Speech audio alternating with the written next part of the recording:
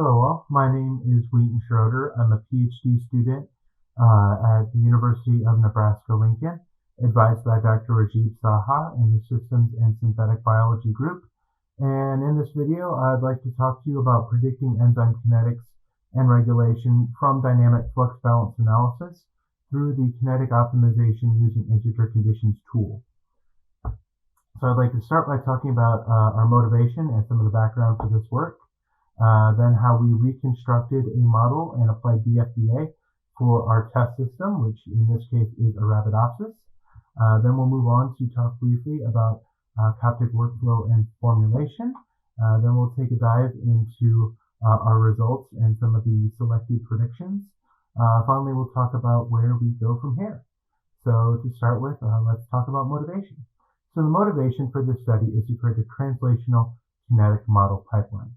So what we want to be able to do is create a tool or a series of tools in order to basically quickly build a kinetic metabolic model of metabolism for a model system, and hopefully it will be modular enough that we can transfer that over to other plants such as corn or even poorly studied plants like coffee, if you've seen my faculty poster presentation.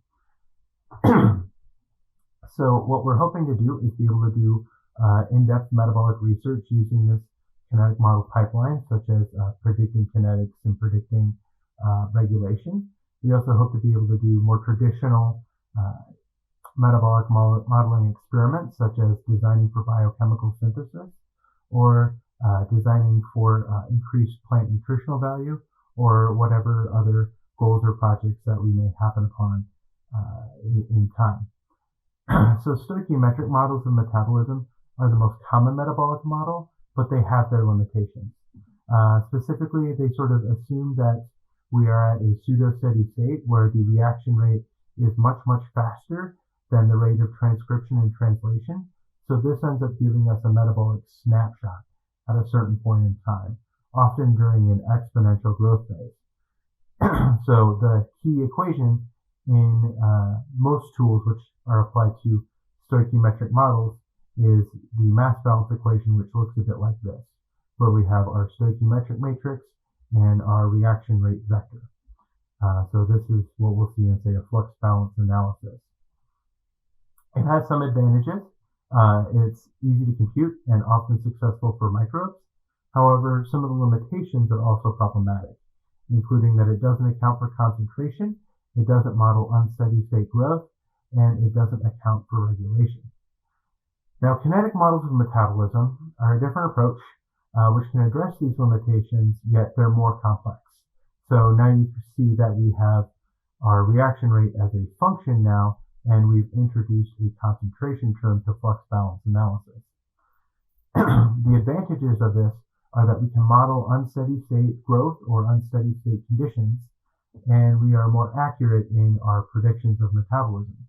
However, we have some major limitations to overcome before these can be widespread, including a high in vivo data requirements, the difficulty of computation. So generally it requires some kind of supercomputing cluster, and generally these are still limited to small models of about 500 reactions or less. And generally this limits kinetic models to well-studied organisms like yeast and E. coli.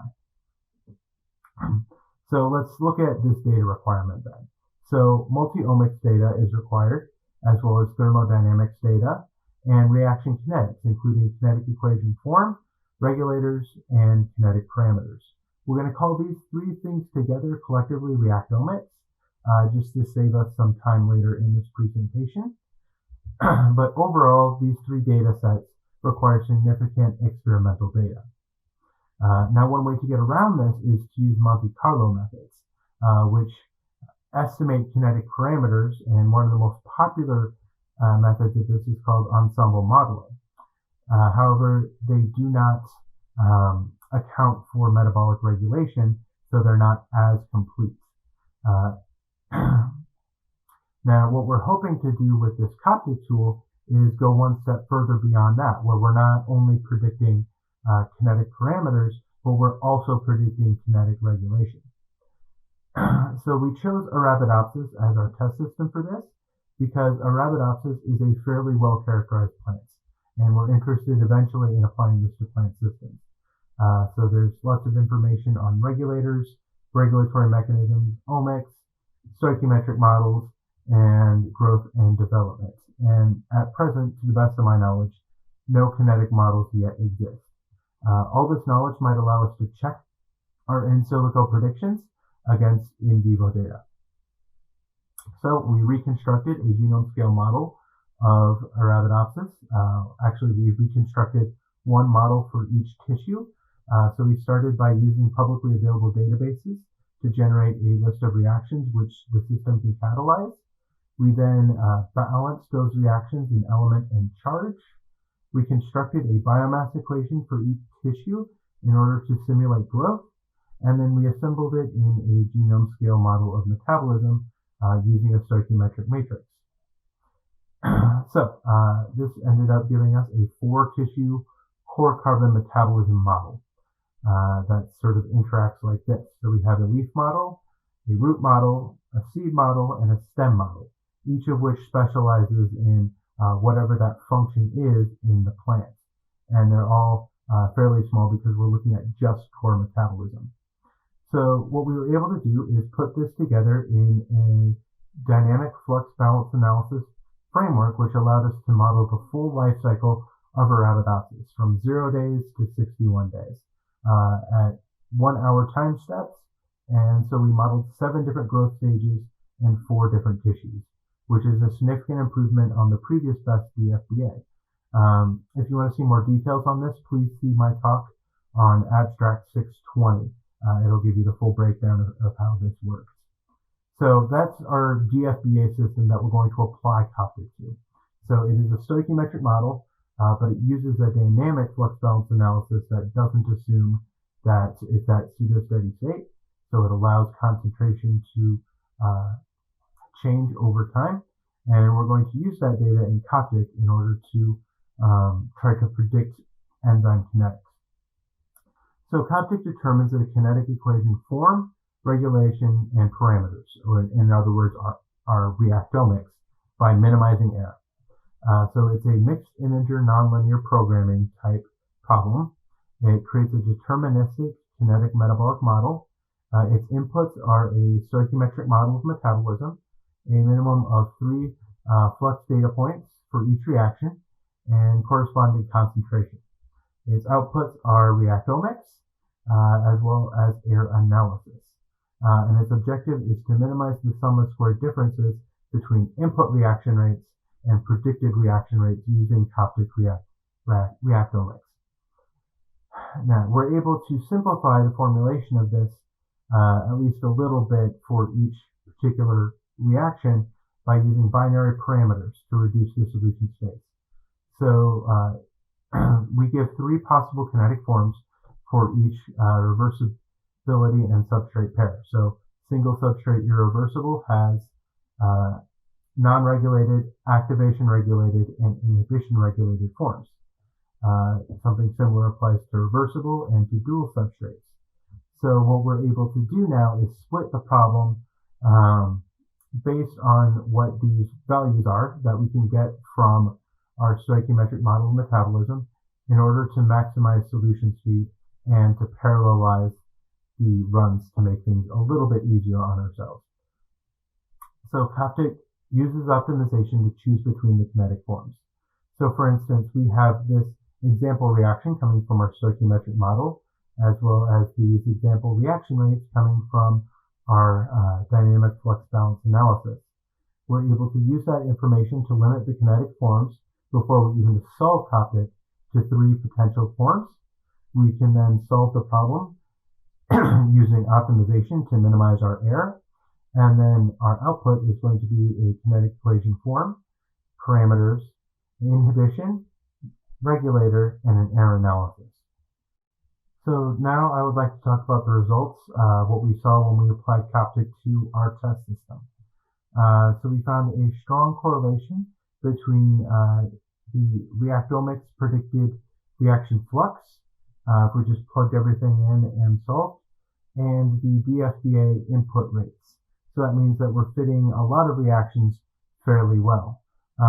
We are finding a number of reactions, though, that have minimal fit, and this is causing skewing so that we have a mean error of about 24%, but a median error of about 13%. In total, we were able to fit about 2/3 of reactions that could be fit, and most of those had multiple predictions associated with it. And this is because we're using mixed integer nonlinear programming, so we're not guaranteed to be able to find the global maximum or minimum. Therefore, what we do is we solve it multiple times and look at the best results that we get from those multiple runs. In total, we were able to verify about 39 predicted regulators. So the thioredoxin regulatory mechanism was one of the biggest groups that we were able to predict, and it includes all these enzymes. And we noticed pretty quickly that it had bimodal error, so a lot under 10% and a lot above 25%. And we hypothesized that this is due to these being the transient short-lived enzyme activation mechanisms, and these being the transient complex formation mechanisms. And we were able to verify that hypothesis using literature. So we're fairly confident that Coptic is fitting this transient mechanism much better than the complex formation mechanism. So now we'll summarize and move on to some of our future work. So some of our ongoing work is that we're trying to improve Coptic speed, accuracy, and improve the number of kinetic forms available. So we're working on implementing triple substrate kinetic formulations. So that's going to be beta 5 and beta 6.